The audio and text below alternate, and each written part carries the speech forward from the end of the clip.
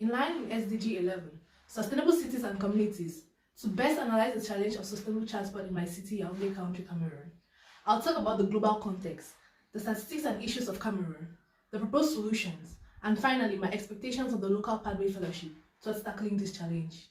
When assessing the road crash and road injury toll of the sub-Saharan Africa, the potential impact on our society, the sustainability of our cities, and the future of youth, this goes beyond the numbers.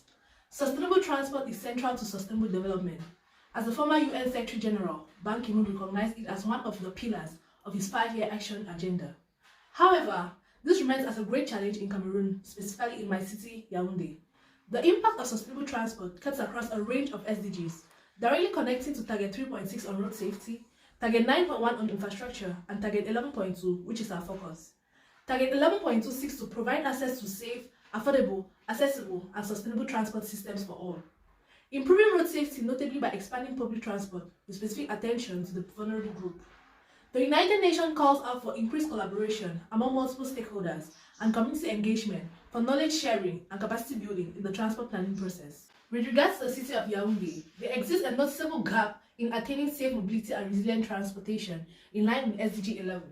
Due to the unplanned nature of this city, infrastructure development is poor, roads are often narrow and deteriorated, and there is limited opportunity to expand buses to meet the demands of the urban dwellers and vulnerable groups. In most streets, there is a challenge of lack of dedicated infrastructure for walking, such that pedestrians who make up this vulnerable group are forced to walk along high-traffic streets. To overcome this, informal transport modes such as motorcycle taxis are used in areas of low public transport access.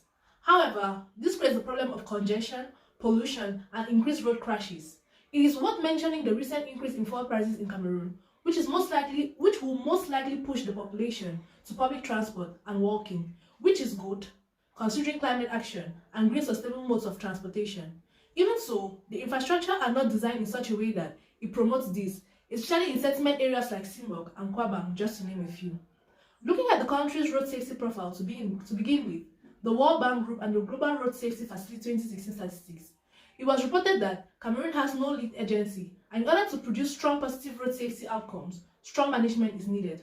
First, to guide the national road safety effort, and then implement the safe system approach, with the pillars safe road users, safe vehicles, safe roads, safe speeds, and post-crash care. The International Transport Forum discusses in depth in its research report the safe system approach in action. The implementations of the safe system approach are making the framework more practical and useful. It reiterates again the role of road safety in achieving the SDGs and the steps to integrating the safe system approach. Followed is an innovative international use tool to improve road safety, the International Road Assessment Program, IRAP, with methodologies that provide solutions that reduce road crashes.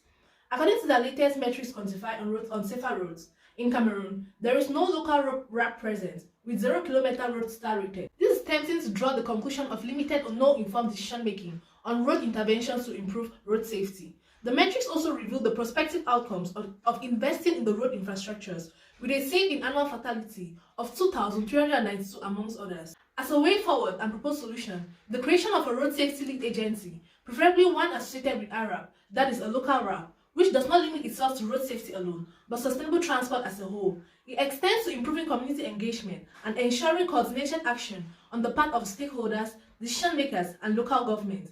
This is elaborated in the attached white paper, Road Safety as a Pillar to Sustainable Transport. Like our fellow African country, Tanzania, which recently launched the Tanzania Road Assessment Program, TANRAP, I believe strongly that implementing the CAMRAP for sustainable transport will be Cameroon taking a step closer to pulling off SDG 11, Sustainable Cities and Communities, Yaoundé inclusive. Seeing this as a form of localizing globally adopted goals to solve the sustainable transport challenge in my community, if given the opportunity to partake in this fellowship, some of my expectations are information and guidance, develop insights on how to go around working on this project, build local connections and frameworks for engagement with local stakeholders, develop projects and benefits from peer-to-peer feedback, learn about policy formulation and diplomacy, and build relevant skills. I hope you enjoy and benefit from the attached white paper, and I look forward to meeting you if I get welcome on board. Thanks for this opportunity to hear me out. I enjoyed every bit of it. Cheers and thank you.